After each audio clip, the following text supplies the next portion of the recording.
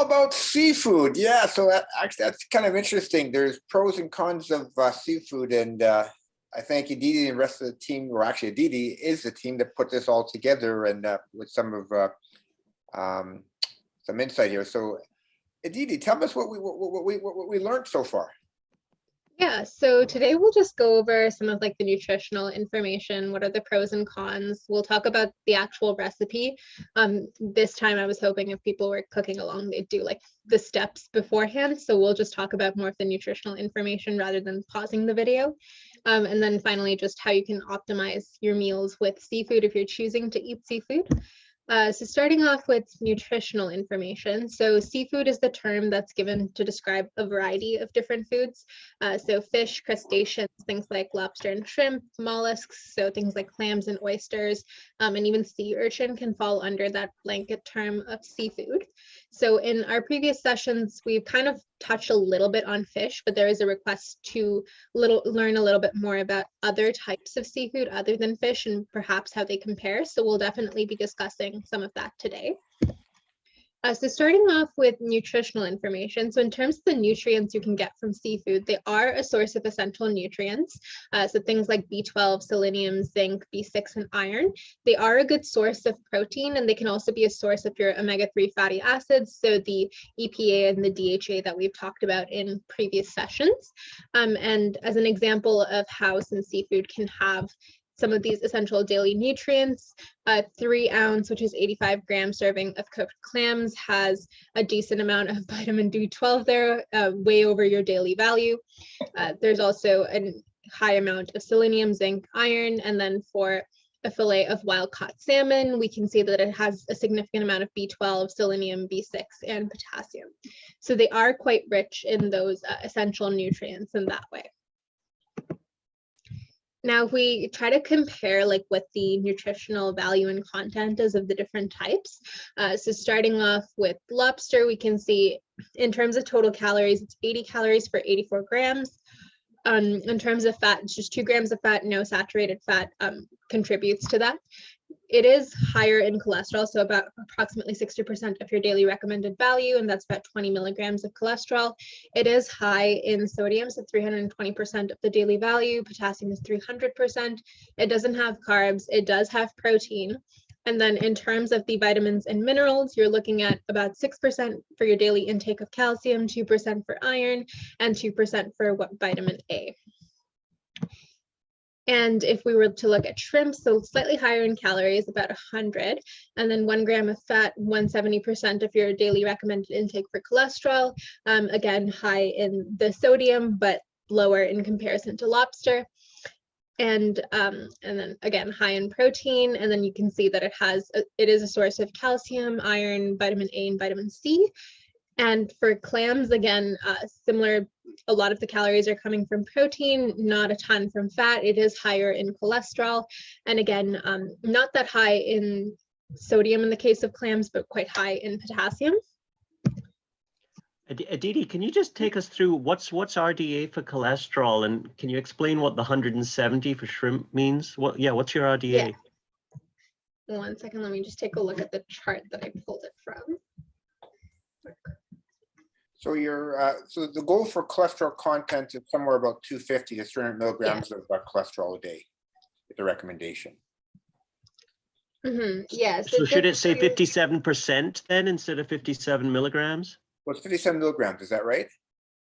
I think it's 57 milligrams. I can check the chart. I might have just swapped the milligrams and the percentage. Okay, sure. I'll send, what I can do is I'll just send a link to where I got it from in the chat after I finish sharing the slides. So you can see these foods are relatively all low calories, high protein content, not too much in the way of fat content, you can see, but high in cholesterol. And cholesterol is less important for serum cholesterol than saturated fat versus trans fatty acids. So you get a lot of nutrition here and a good protein source. But unfortunately, go ahead. Yeah, keep going. Yeah, you got to the next we see a similar trend with like crab, oysters, salmon. So again, high in protein. You're not getting any form of carbohydrates. They are a source of minerals. Again, like the cholesterol content of seafood is higher, but they're not very high in fat or saturated fat. Obviously, we see salmon as an exception there, but when we talk about salmon being a fatty fish, it's also a really great source of omega-3 fatty acids. So overall, in terms of like the actual health value of the foods, not bad in the fact that they're a good source of protein and they do contain some vitamins and minerals, and they're not extremely high in calories. But if you're watching cholesterol, should you watch how much of those you have given, you know, some of the values, right? Yeah, so cholesterol content of food is not as important as saturated fat Okay. content of food. So so to me, this is certainly something important. One thing we talked about DHA and EPA, and that's something that if you're a plant-based eater, that could be something that you could be deficient in those areas. The vegetable form of alpha-linoleic acid has a weak conversion DHA and EPA. So it's you know, there is some salt, but you know, the amount of protein that you get. I just got some. I went shopping. I got some tuna. I got some scallops. Like scallops. This serving of scallops here for 113 grams. It's 80 calories, and basically it has 30 milligrams of cholesterol. So I think those are milligrams of cholesterol that you talked about, and the protein content is pretty darn high. Where did I see this? Protein is 17 grams. So you know, the goal is somewhere, you know, 1 milligram per kilogram. You know, you can get it's a good source of protein, and it's a good form of micronutrients as well. Yeah, and it's the ocean-based fish that have the you know, the oily fish that have higher caloric intake. You can see it's almost twice the calories, a lot more fat, but that have the original omega-3 fatty acids. So things like sardines, tuna, trout, so salmon, those are the ones that have the higher content of omega-3 fatty acids. And we think of DHA better for the brain and EPA better for the heart. Yeah, so overall, nutritionally, not bad in terms of like the low calories, the fact that it is high in those vitamins and minerals and protein, like Dr. Curnew mentioned. So now just looking kind of at the pros and cons. So, and in terms of diet styles, so the pescatarian diet is a diet that places emphasis on plant-based eating, but you also do consume fish and seafood. So we can see from this diagram here, there's an emphasis on a lot of different fruits and vegetables, but you've also got your seafood kind of mixed into that as well. So in terms of what the research says, it's found that the pescatarian diet can have strong protective effects against certain types of cancer. The phospholipid content that you're getting from seafood can decrease blood lipids. There is, however, a risk of exposure to certain environmental toxins, things like microplastics and methyl mercury, things like that, that could be kind of coming from the seafood. So it's a bit of a debate on whether the benefits tend to outweigh the risks. So in Canada in particular, seafood intake is actually a big contributor to protein intake, omega-3 intake, and vitamin intake as well. So that's just as part of looking at like the Canadian diet, especially in coastal regions that do rely on fish and seafood as sources of food. Fish consumption specifically is also inversely correlated with the risk of cardiovascular disease mortality. So they found that in a dose-dependent manner, as you increase your consumption of fish, you are also decreasing the risk of cardiovascular mortality. And fish consumption is also associated with a lower risk of all-cause mortality, cardiovascular mortality, coronary heart disease, cardiovascular mortality on there twice, myocardial infarction, stroke, heart failure, depression, and liver cancer. And this was found in a review of a bunch of meta-analyses over the past decades. They found that overall fish consumption was associated with lower risks of all-cause mortality and a variety of different factors. So overall, the research does seem to indicate that consuming seafood, fish in particular, can have a lot of different health benefits. However, there is that drawback with that risk of exposure to environmental toxins that we'll talk about a little bit more in the upcoming slides. So in terms of fish versus other seafood, fish does tend to be higher in some protein, vitamins, mineral, fat, but it also tends to be lower in cholesterol in comparison to some forms of shellfish and other forms of seafood. And in terms of like whether or not fish is better than seafood, well, if you're taking something like salmon, yes, the omega-3 content could be better. And most of the research tends to be on fish consumption. However, in studies that look at the pescatarian diet, other forms of seafood are also included in the pescatarian diet. And overall, that form of diet does show to have some health benefits. So probably not a bad thing to be eating as long as you're not over consuming and kind of being responsible in the way that you eat it. So in terms of comparing something like salmon to shrimp, we can see in terms of monounsaturated fat content and polyunsaturated fat content, salmon comes out on top. In terms of saturated fat content, there's a little bit more in salmon in comparison to the shrimp. Potassium is also higher in salmon. In terms of like phosphorus, magnesium, and zinc, you'll see that shrimp is higher. Cholesterol in this case, a little bit higher in salmon. Or no, sorry, other way around, higher in shrimp. And you can see like there's also a difference in some of those micronutrient values. So you're kind of comparing and contrasting two things from a similar category. Both of them could have benefits. In terms of the research, there just tends to be more research on actual fish consumption than say like shrimp consumption. So one of the biggest drawbacks in terms of consuming seafood is actually the impact that kind of getting that seafood has on the environment. So if we're talking about fishing, the two common ways that they would do it is bottom trawling, which is where you kind of just drag across the bottom of the seafloor. And this can actually damage the seafloor, and it leads to the creation of these harmful algal blooms and also oxygen diffusion death zones on the seafloor. So you're actually disrupting that micro ecosystem that exists at the bottom of the ocean or the sea or whatever body of water you're fishing in. The other format is long line fishing, where everything that can be caught is caught in these large nets. And this form of fishing is actually responsible for a lot of different wildlife deaths, because everything that's caught is caught. If it's not fish, it's kind of tossed to the side, often killed off. And as a result, you're again disrupting natural ecosystems. So approximately 650,000 whales, dolphins, seals, sea lions, and turtles are killed every year by the fishing industry as a result of their harmful practices. And this is also involved with approximately 50 million sharks that are killed on a yearly basis, or that have been killed by the fishing industry, whether that's they're kind of using the sharks for their fins or they're discarding them after they accidentally catch them up. So we can see overall the practices of fishing can be really, really harmful to natural ecosystems. They're disrupting the way that they work. They're often responsible for the death of a lot of different life that occurs in the sea because it's not the thing that they were intending to catch. And additionally, overfishing has been a huge problem that has kind of destroyed natural ecosystems because we're taking fish out in large quantities from an ecosystem that they're required in order to maintain that sustainability within that ecosystem.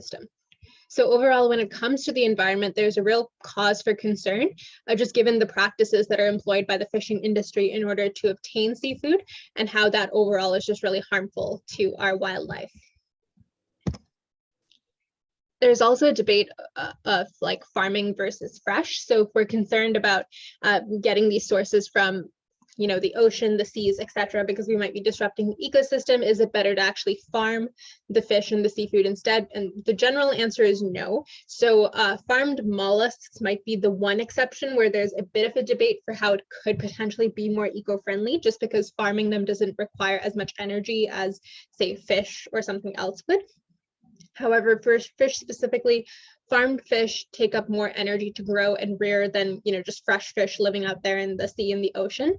And as a result, by farming, you can actually increase your carbon footprint because you're having to put a lot more energy and resources into actually like farming this fish. Whereas, out there in the wild, they're kind of self-sufficient and you would just go kind of fish. So farmed fish have also been found to be higher in contaminants, which seems a little counterintuitive, given that you would think, out there in the wild with bioaccumulation and things that we dump into the oceans, they would be higher source of contaminants. But in general, they find that farmed fish are higher in fat, they're higher in toxins, which accumulate in the fat. There's often color added, so you're introducing other artificial things into it. Typically, farmed fish can have some negative impacts on certain populations who consume them. It's just overall, in general, a way that we've tried to address the problem of not having enough fish because of overfishing, but it's not a very feasible solution because it's not really providing a lot of benefits. So just kind of summarizing all of that information into the pros and cons. So the pros of consuming fish and seafood is that it's rich in vitamins and minerals, good source of protein, it's a source of omega-3s.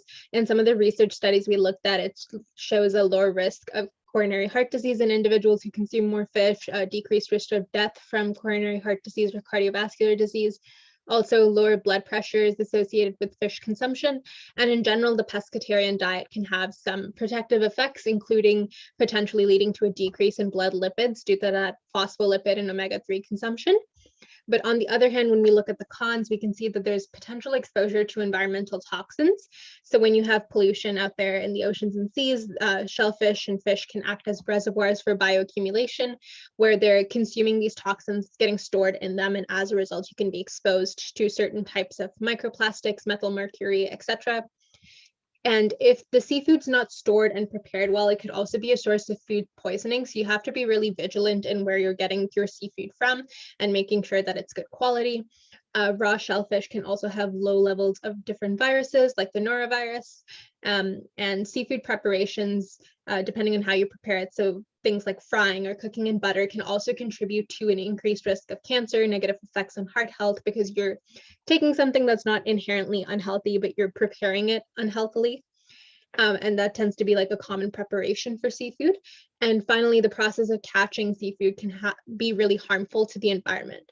So on the pro side, we're looking at kind of the nutritional effects and impact of seafood, which seem to be good.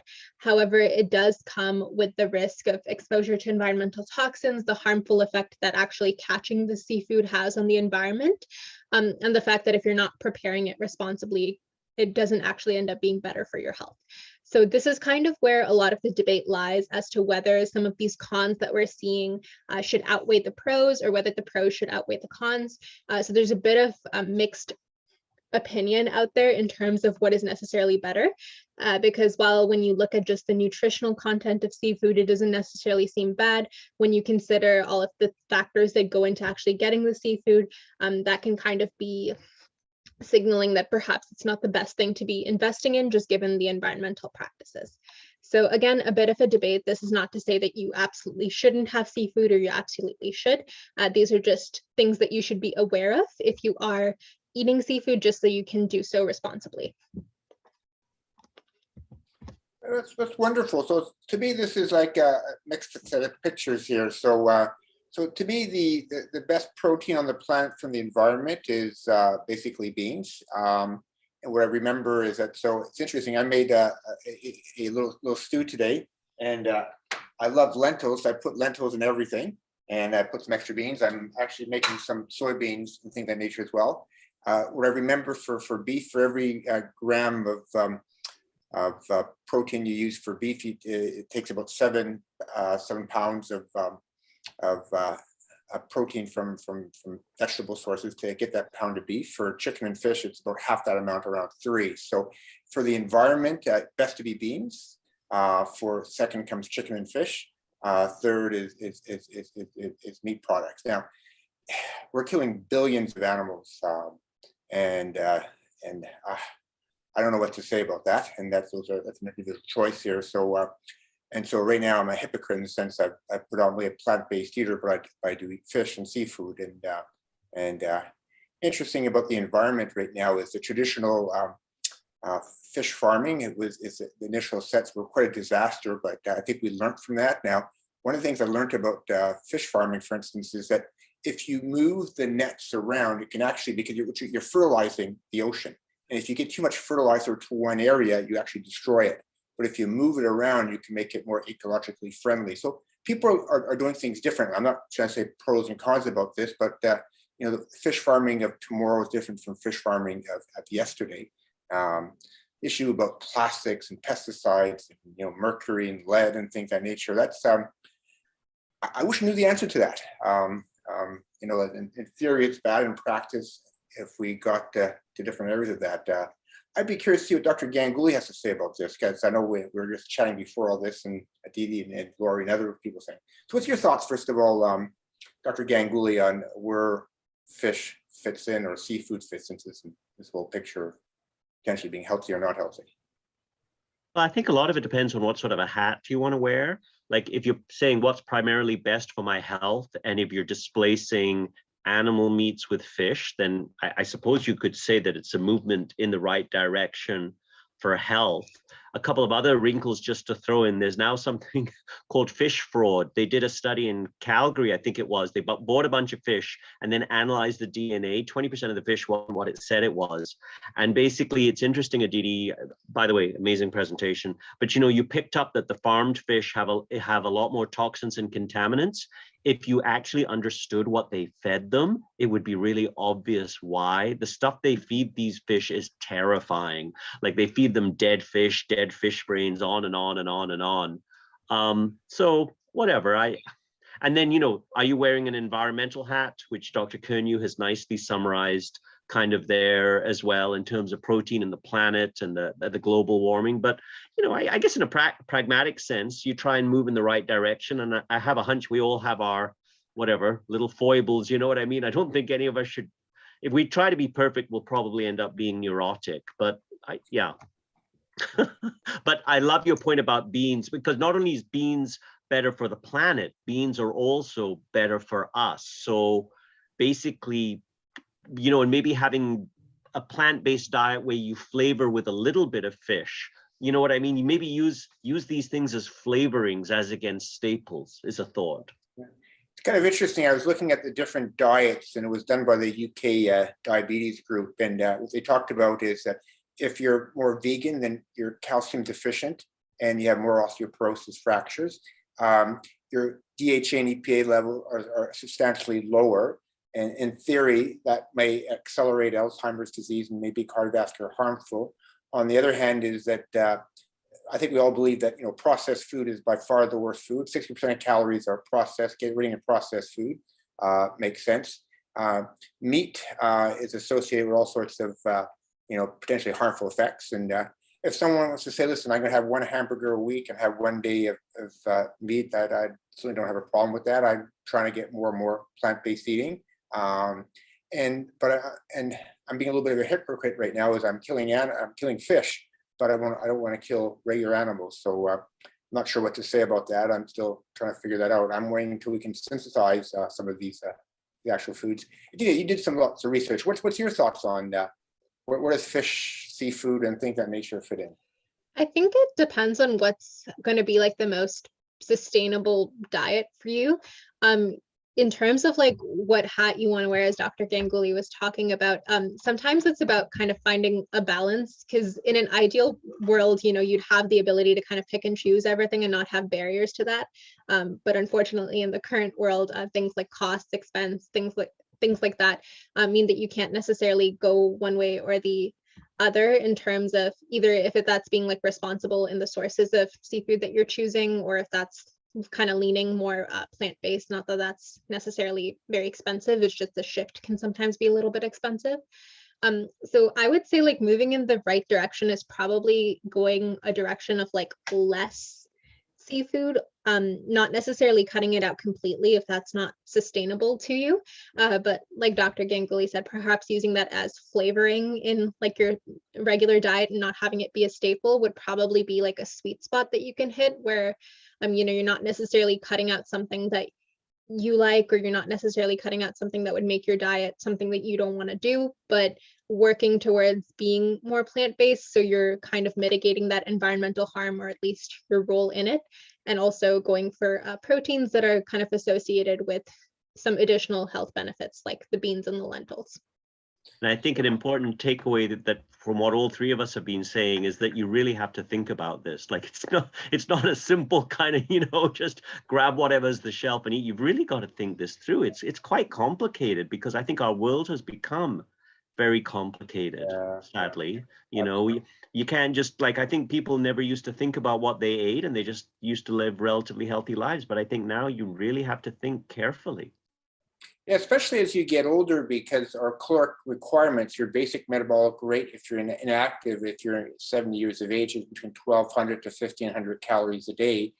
Every calorie counts. And and many of us are micro deficient, from, mentioned magnesium, zinc, vitamin D, calcium, protein. Not so much protein, actually. We get a lot of protein, but most of us have too much salt, not enough potassium. And what you do about DHA and EPA is that quite a challenge, because what you get from flax and hemp seeds, and it's alpha linoleic acid, and its conversion to DHA and EPA is only about 2 to 5%. So are you really, are we deficient in that area? And is that so? Aditi did a wonderful presentation on vitamins and micronutrients. I encourage everybody to look at that. I'm actually paying a lot more attention to micronutrients. In the field of congestive heart failure right now, is that 50 to 60% of people who have congestive heart failure are deficient, depending on the criteria that you tend to use. Calcium is somewhat important for osteoporosis, not as much as exercise and vitamin D. So there's lots of things that, so I think right now is every calorie counts right now for many of us, and getting proper nutrition. So I think, one of my treat foods is the lobster. Now it takes me about 2 hours to eat a lobster. I use my hands. I don't use any butter. And no one wants to go out with lobster with me, because I'll eat that lobster. It takes me 2 hours, and you can see it has very little calories. But that's a treat. And good thing about seafood, the bad thing, it's actually very expensive. And so for most of us can't afford to eat too much seafood anyways. And then the other issue of what's going to happen to the environment, and from plastics to other things as well. It's not a simple answer. Lori, did you ever thought about that at all? I just go to the logic of, like, I've always kind of restricted how much seafood I have. I tried to go to the salmon route, but now you go to get, if you go to Costco, a bag of frozen wild salmon will cost you $50. Like, that's just not realistic. And I mean, the portions that my husband eats, we're lucky if there's 4 meals in that bag. So, that's starting to sound like an old takeout. Like, once upon a time you could eat, from Wendy's or McDonald's for $12 for 2, not anymore. So, like, everything going up. So I don't have as much salmon. So well, the other night we did have cod, but I cook it at home. So so I cook it healthier, but I do have some. But I get concerned about the cholesterol numbers. So, I don't have shrimp that much. But yeah, at one point, I thought nothing of having tuna because of the high protein. But now you look at the contaminants, and like Dr. Ganguly says, it's not an easy conversation that you have with us. I get this, but this good, this bad. And it's like, oh, Jesus, I'm better off just going to beans. Less headache. Yeah. Right? It's cheaper. You don't have the contaminant issue, better for the environment. So, like, it checks off all the right boxes where seafood frankly doesn't. But not to say that there aren't occasions, like for me, I just love king crab legs. And there was a time that every time we went to the keg, I would have king crab legs. Now I'll think twice, right? It's just. So to me, there's a trial called Reduce It that took patients who had cardiovascular disease. The American population has about on average 1-2 fish meals a week on average, and giving a big dose of pure EPA decreases cardiovascular events by 25%. There's a trial called JELIS in Japan done decades earlier, where Japanese have about 4 to 6 servings of fish meals per week, and adding 2,000 milligrams decreased cardiovascular events by 20% to pure EPA. So there is some cardiovascular health. So we're going to, and as kids grow, DHA is actually quite important for brain health. And so it's a complicated answer. I wish it was simple, but I certainly try to avoid processed foods, limiting my calories. I eat a lot more beans, and I'm enriching my food with I think what we learned is inflammation is bad for us. So you can pick foods that are anti-inflammatory, and fish is an anti-inflammatory food. Eating too many calories or being overweight is very inflammatory in processed foods. So yeah, so it certainly can fit in into diets, and so it's a very much individual choice. Let's go to some cooking there. Yeah, so I'll just briefly stop sharing so I can switch over to the video.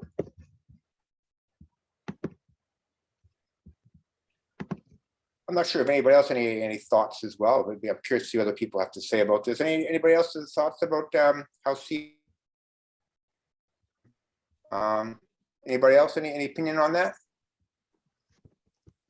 Yeah, is it Kathleen? Yeah, go ahead, Kathleen. What's your thoughts? Yeah. Long ago, I learned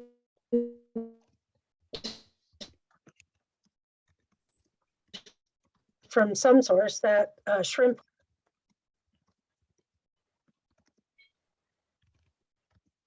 I'm Did sorry. you hear? I'm having trouble. I didn't hear that too much. Anybody hear it all? No, I think you were a little bit frozen. If you would like to try and say that comment again. Okay, I'm going to close a whole bunch of windows here to reduce my bandwidth consumption.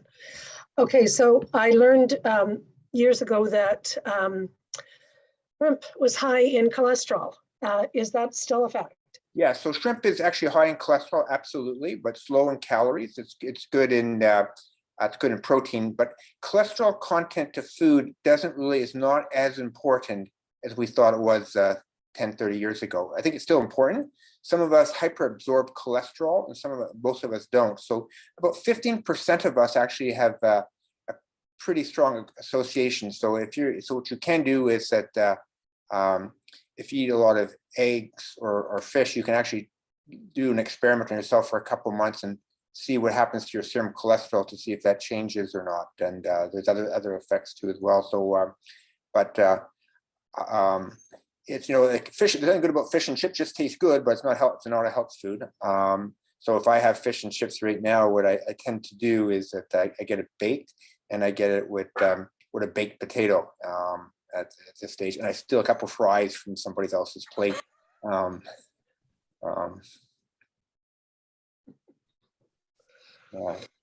Did anybody else, Colleen or anybody else, have a thought about this at all? Or I think fish can be part of a healthy diet, but it's only one component of it. And yeah.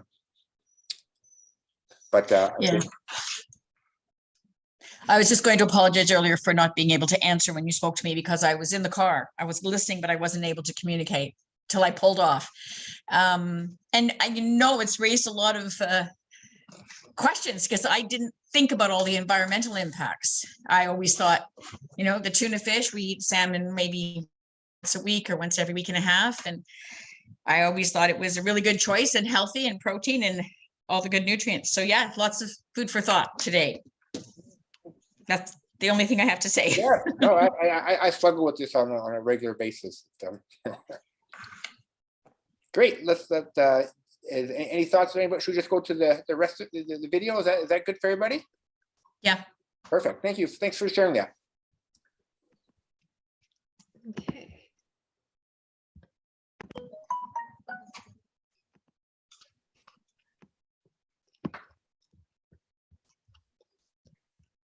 Okay, so I'll just play through the first couple of steps, and then we can pause and discuss a little bit, and then I'll play the last couple of steps.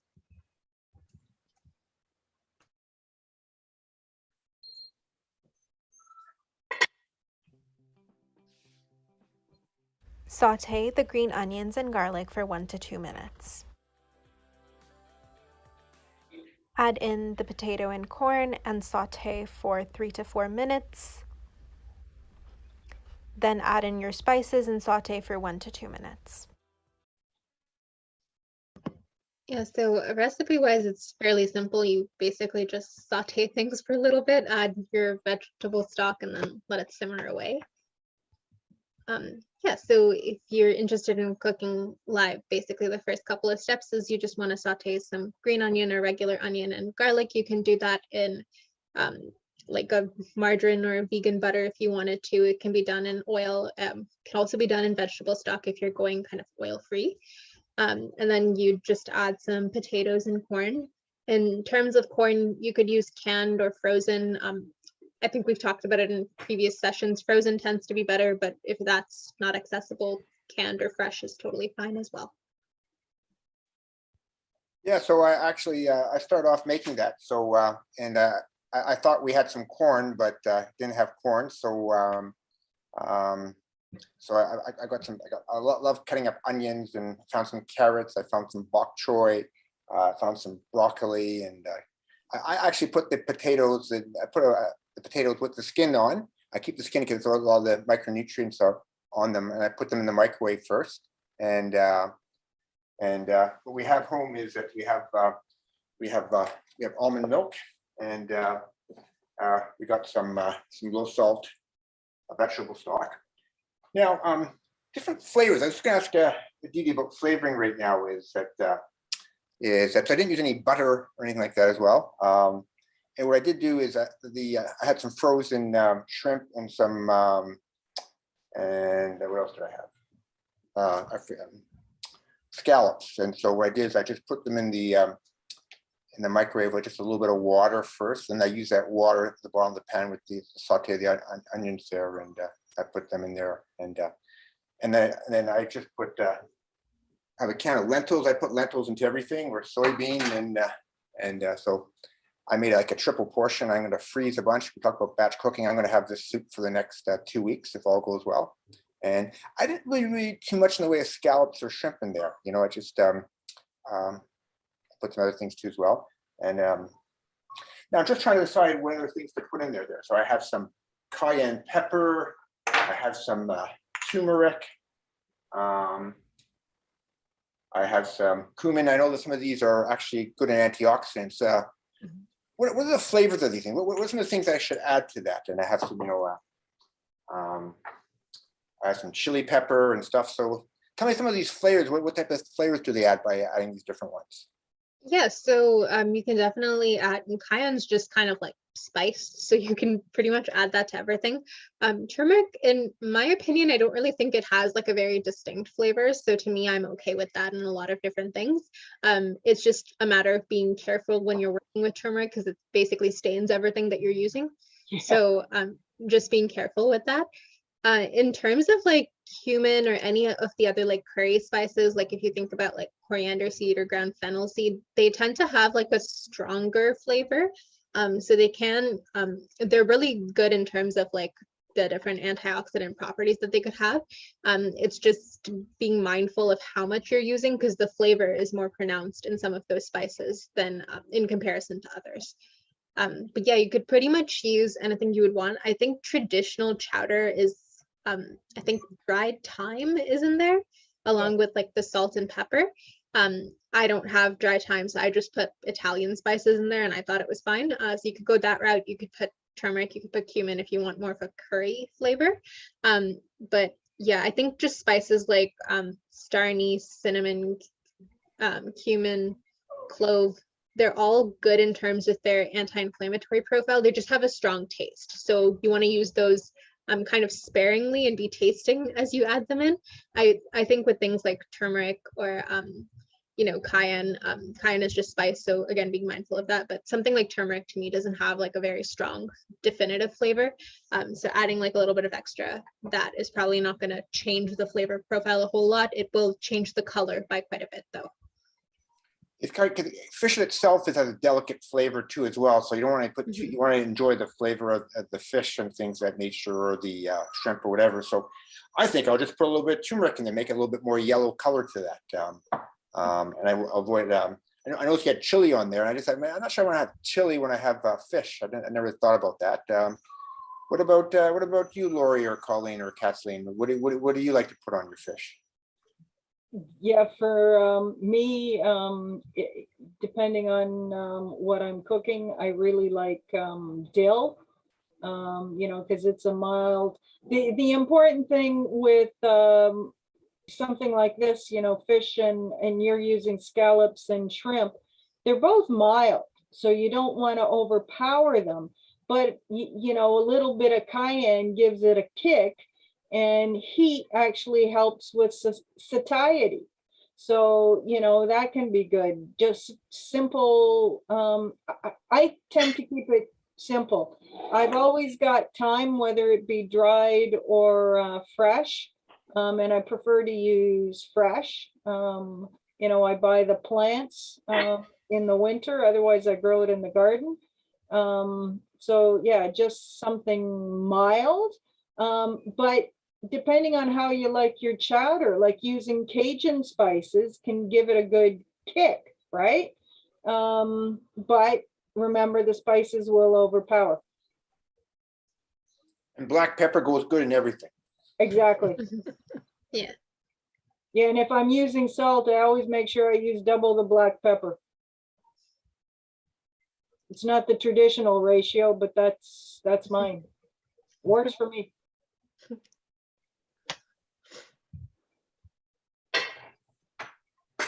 Okay, maybe I'll play the next couple of steps just to get to like the simmering point. Simmer for 25 to 30 minutes. Add the milk, creamed corn, and shrimp. Keep it on warm for about 5 minutes. Yes, that's basically it. Once you've kind of sauteed everything for a couple of minutes, just add like the vegetable stock and the spices, leave it on for around 20 to 30 minutes. The main thing here is you're trying to cook the potatoes through. In terms of the seafood, you want to add it right at the end, just because seafood overcooks really quickly. So if you're leaving it kind of simmering for 25 to 30 minutes, it can overcook. So you typically want to either just blanch that or like pan fry that on the side, or just add that into the actual soup in like the last 5 to 10 minutes to just finish cooking it off. Yeah, and then in terms of the creamed corn, you can either use canned creamed corn, or in my case, I didn't have that, so I just pulsed and pureed a bunch of corn in the blender until it was pasty. And I added that in along with milk. You can use milk of your choice. I chose to use oat milk.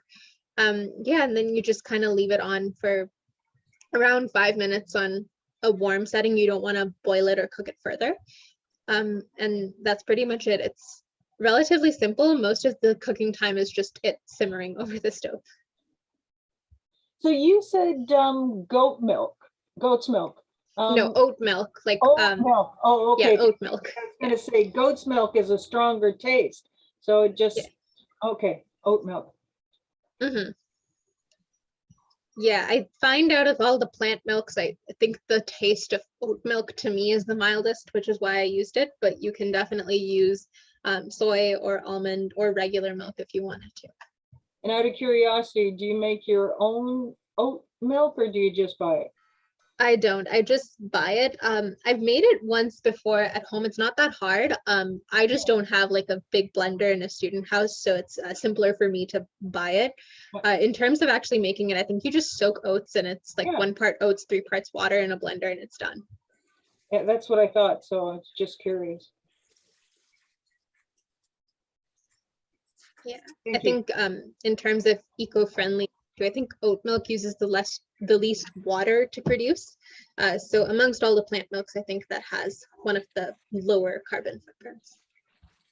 Good to know. Davy, did you say 3 parts oats or 3 parts water? I think it's 3 parts water and 1 part oats. I can confirm that though.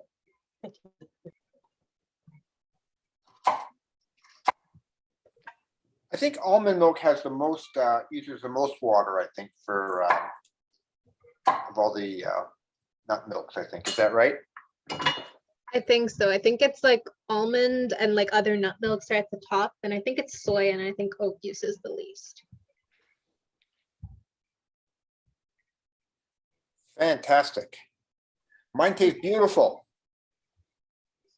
Yeah, I think it is 1 part oats, 3 parts water for the milk, and then you can add flavoring if you want to, or just leave it plain. Thank you. Yeah, no problem. So that was it for the video. I can come back if anyone has any questions, but I'll switch back to the slides for now.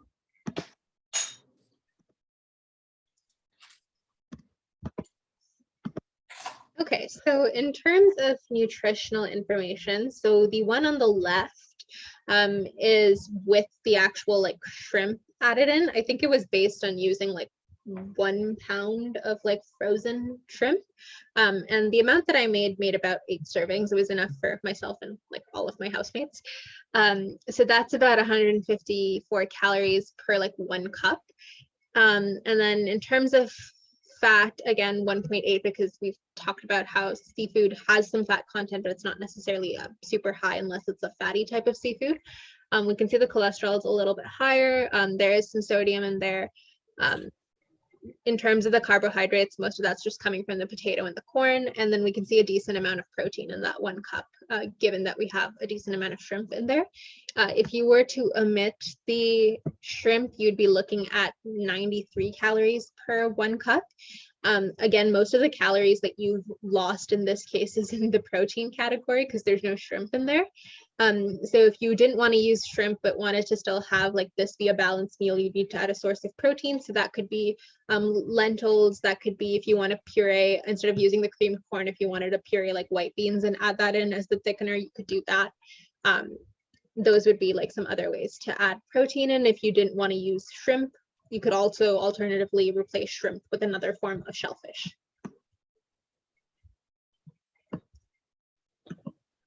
So if you want to make a seafood type of dish without real seafood in there, you mentioned beans. How would you make it taste more like seafood if you want it to? Yeah, so to do that, you could use like different sea vegetables. They have like sea asparagus, things like that. You could also just use seaweed, or you could use like seaweed or dashi stock or wakame. They're all used in Asian cuisine when they're preparing vegetarian style dishes. And they've got like a really salty taste that's kind of like seafood.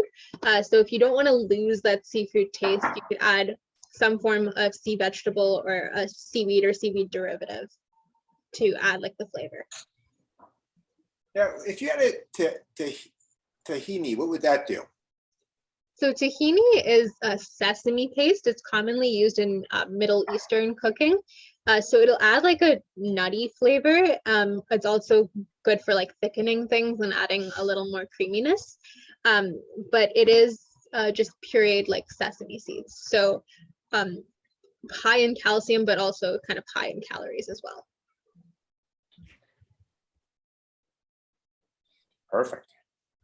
Any questions from anybody at all? It's wonderful. One thing I encourage people to do is batch cooking and then put some stuff in the freezer, especially seafood. Seafood doesn't keep too long in the fridge. And I like, I went to Costco yesterday and haven't been there in a long time. And my wife hates when I go because I just spent way too much money. Costco does have good deals, though. I feel like you have to spend money if you go there. Yeah. I bought like this case of tennis balls, and I got 50 tennis balls or something like that. I got a deal on the tennis balls. There you go. But seafood there is quite expensive. There, absolutely. They've got a great section of keto foods at Costco now. So they're low in carbs, high in protein. I think we can. I went with Chad yesterday to Costco, and he actually got me on this thing called Stone Mill bread here. That's just new multigrain, with sourdough. That's so it has so it's fermented. So I have some there's different, always good stuff to try there and stuff like that. Yeah. And the Stone Mill breads are good. They're pricier at Fortino's, but they do have like a wide range of selection. Being fermented, I've heard that it's supposed to be a little bit lighter on your system in terms of digestion, but also I find that when I look at like the nutritional label, they have a lot of like nice ingredients. I like to get the one that's like fermented flaxseed bread. But again, it's a little bit on the pricier end. So if you're going to be investing in that, Costco would probably has a better deal than Fortino's does, but And it's interesting is, I don't know about anybody, but I get, I started to buy pumpkin seeds right now, and with no add salt in that. It has a very nice flavor to it. I just add them. So at nighttime, what I'm doing right now is I'm taking some oatmeal, taking M hearts, sorry, you name it, any grain I can find. I just put it all together, and I try to put some little yogurt, or sometimes chocolate chips, and sometimes a little bit of chocolate ice cream too as well. And yeah, these pumpkin seeds, they really taste really nice. Get a nice little crunchy. The pumpkin seeds are good to put as a garnish on a soup like this as well. Okay, I'll put a few in there. Yeah, so psychologists will tell you that if you have crunch in your meal, it will also aid with satiety. Yeah. So the pumpkins give you micronutrients and help satisfy you and make you feel fuller, faster. Absolutely, great. I like toasted pumpkin seeds in my salad. Yeah. Me too. Yes. So my dressing of choice for salad right now is balsamic vinegar, so I think it's like 25 or 30 calories per whatever the serving size is. So it's not that much. And again, another good healthy food choice. so I think for the last little bit, we'll just talk about some ideas if you're eating seafood and how you can potentially optimize some of those meals. So one of the recipes that we were discussing when we were trying to figure out what we should do for this session is kind of noodles. So Dr. Curnew kind of introduced me to these konjac noodles, which are basically like a root that's made into noodles. They're very high in fiber. Because they're so high in fiber, just be mindful of the amount you're eating, because you want to have adequate fiber intake, but too much fiber intake is also not good for your system. So just be mindful of that. But one way you could kind of optimize a meal with seafood would be to use those noodles, which are a really great source of fiber, and then the seafood of choice, and then add a lot of vegetables to that meal as well. And then in terms of cooking it, you could cook it in a little bit of olive oil if you want. If you're oil free, you could just cook it in stock. And then in terms of a sauce, if you were going to make like a sauce for a stir fry, I would recommend just making it at home. Typically the ingredients I tend to use is sambal, which is just a chili garlic paste, rice vinegar, some low sodium soy sauce, peanut butter, and ginger. And you just kind of make small amounts of that and put it together for your actual stir fry. The reason I recommend doing like the sauce yourself is just the ones that you get at the store, lots of extra added ingredients. There's a lot of extra sugar in it, a lot of extra sodium in it as well. This way you can kind of control it. If you don't want that much sodium, you can reduce the amount of soy sauce, the amount of like the sambal paste that you use, etc. And in terms of nutrition, I think this is based on 1 packet of konjac noodles, shrimp, and then 1 packet of cooked like vegetables. And then in terms of beef sauce, I think it's 1 tablespoon of everything except for peanut butter, which is 2 tablespoons.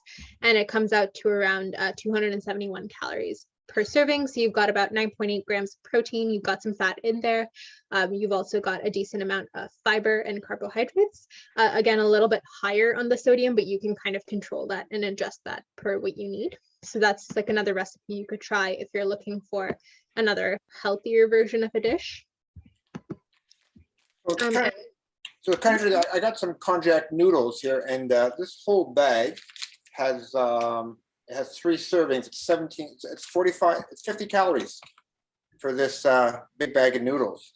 I also got some other noodles too as well. I got the whole wheat noodles. So, and the whole wheat noodles is the calories is 320 calories. And 2 grams of fiber, where this is same amount is 17 calories and is 12 grams of fiber. But I find when you just see it, it doesn't taste the same as regular noodles. It is more fibrous and things of that nature. It doesn't have the same flavor. So I have 2 types of noodles. I can all mix them together. You see, so There you go. So a little mixture of all the above. And again, any stir fry, you can just put lots of vegetables, right? And I put spinach to everything now. And one of the things I'm starting to do right now is I got to think about this is that there's, I think it's in coffee and tea, that the tannins or whatever that prevents absorption of certain nutrients, is that I'm going to try to drink my coffee a half an hour after dinner. So I have less problems with absorption of food. Not sure if anybody else does that at all. Dr. Ganguly, do you do that at all or not? Well, my wife tries to soak beans and lentils when she can because of the absorption thing. Before I forget, the interesting thing about spinach is spinach in particular is very high in something called phytates, and phytates block calcium absorption. So the calcium in spinach is almost completely unavailable. Which is, well, whatever. I mean, you're not going to hurt yourself with it, but something like kale or bok choy is way, way, way more available. Spinach is the only one where it has such high phytates that it blocks, which is really annoying. And if you don't buy spinach, has the highest amount of pesticides by weight of any fruit or vegetable. So if you are going to get spinach, you really want to get organic. Yeah, so I was at Costco yesterday, and the organic was an extra $1, and I took your advice and I got the organic. There you go. So, it was. Dr. Ganguly, can you tell me how arugula measures up as a nutritional green? Oh yeah, arugula is great. Yeah, basically anything. Yeah, arugula is great. Bok choy is great. Kale is phenomenal. Watercress is good, and a lot of these, they're nitric oxide releasers. Like people take things like nitroglycerin to dilate their blood vessels in their heart. It turns out the green leafy vegetables result in the release of nitric oxide as well. So yeah, like I say, the super ones are bok choy, kale. Arugula is really, really good. My wife buys tons of arugula. Yeah, absolutely tons. But those are some of the best ones. So yeah, you're onto something there. And broccoli is a pretty good choice too, as well, right? Broccoli is wonderful, and like there's a whole family called cruciferous vegetables, which is broccoli, cauliflower, watercress, and this and that. They produce something called sulforaphane, which is one of the most potent anti-cancer compounds. Yeah, so yeah, broccoli and cauliflower are fabulous, absolutely fabulous.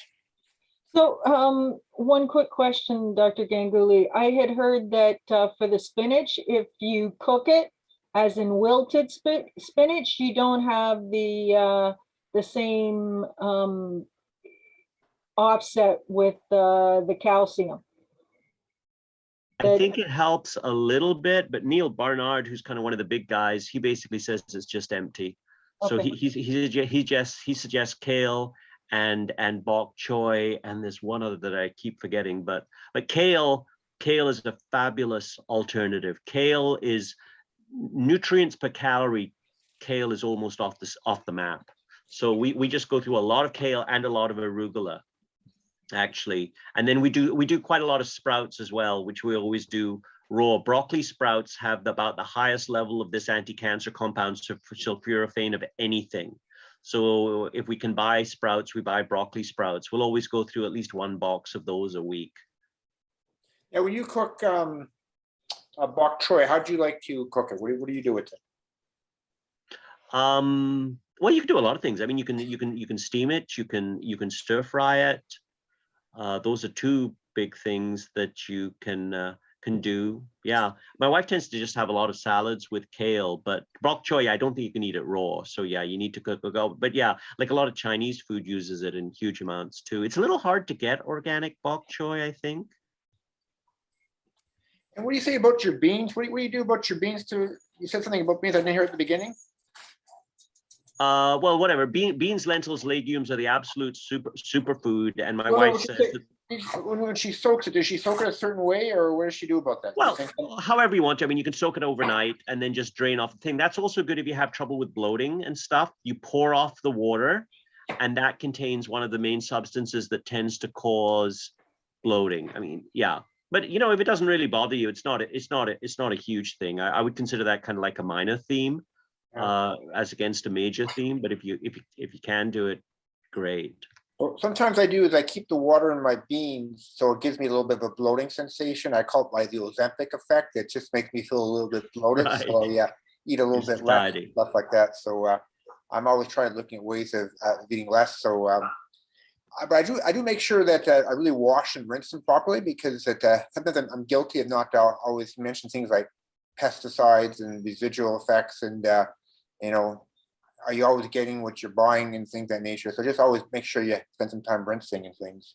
The most important thing with beans, to be honest, is cook them from scratch, because they're 3 times as expensive in a can, and you get a whole bunch of endocrine modifiers that you don't want. And if you're not careful reading your labels, you get a whole bunch of sodium when you get a can, unless it says low sodium in it. And so we just get jars, like you can use peanut butter jars or whatever. Cook them in bulk in an instant pot, drain them, stick them in the freezer. Every day you want to be going through portions of beans or lentils or legumes. Then we now cook big batches. Lentils are beautiful because they cook in 20 minutes, so you don't even need an instant pot, and we just keep those in the fridge. But basically the goal should be about 3 portions a day of beans or lentils or legumes, but don't do it overnight. Work up to that over a few weeks, otherwise you'll get all bloaty. But there you go.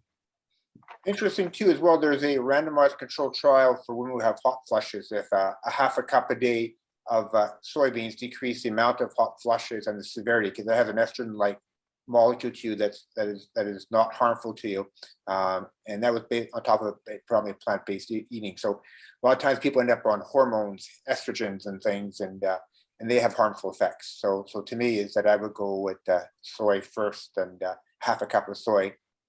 And it's been shown in good randomized data sets to decrease the amount of flushing, and also more importantly, the severity of flushing in women going through menopausal symptoms. Absolutely, Greg. But if that's the issue, you really want to be adding ground flaxseed too, because ground flaxseed is not only great at that, because it's also an endocrine modifier, but it also slows the growth of both breast and prostate cancers, and it keeps your blood pressure down. So yeah, I always put it in my porridge at breakfast. So if you got ground flax seeds for breakfast, and if you're having some soybeans, my wife actually had essentially no menopausal symptoms, and she credited it to the ground flax seeds.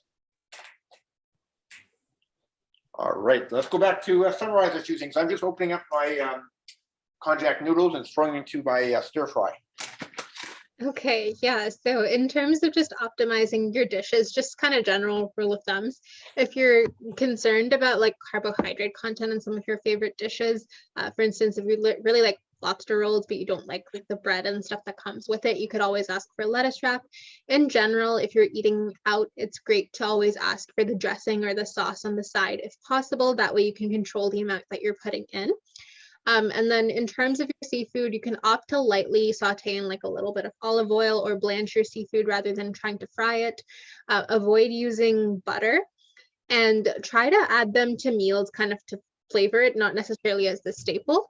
So make sure that the meals have lots of different vegetables, different sources of fiber. So you can get that from whole grains or the konjac noodles that Dr. Curnew was mentioning.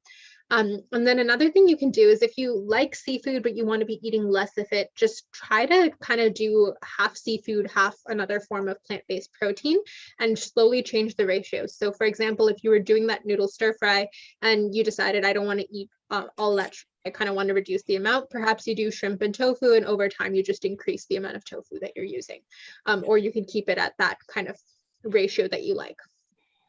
And then finally, just make your own sauces and accompaniments. So if you really like seafood with a particular type of flavor profile associated with the sauce, try to learn to make that sauce yourself, so you can modify some of those ingredients. You can control what goes into it. You can also control the amount that you will be using. And finally, just avoid using excess salt or extra sources of sodium where possible. And just remember to kind of eat in moderation. In terms of seafood, we did say that they're not necessarily high in calories, but again, just be cautious of the amount that you're consuming, whether that's in relation to calories or whether that's in relation to kind of thinking about that environmental effect and being cognizant of that. So those are just some ways that you can try to optimize your dishes in general, but especially if you're using seafood. And that's all I have prepared. So thank you so much to everyone for joining us. If you have any questions.